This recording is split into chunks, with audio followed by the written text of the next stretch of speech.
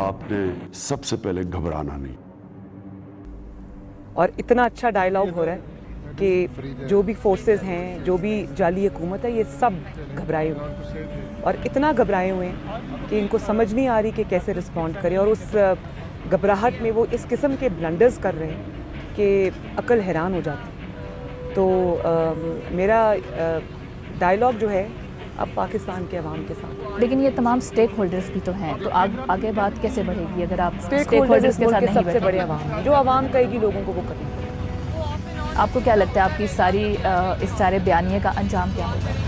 इस सारे बयानिए का इंशाअल्लाह अंजाम जो आप देख रहे हैं वो होगा कि मुल्क के एक कोने से दूसरे कोने तक हक और सच की आवाज़ आएगी, आइन और कानून की आवाज़ आएगी और इस मुल्क में इंशाअल्लाह ताला आइन की हुक्मरानी। आप हुकूमत के खात्मे की बात करती हैं, तो हुकूमत का खात्मा कैसे करेंगी? कोई आइनी तरीका, गैर आइनी तरीका, गैर आइनी तरीका तो नहीं हो सकता। क्या आप लेकिन जो हुकूमत जिस तरह चल रही है, ये हुकूमत चल ही नहीं सकती।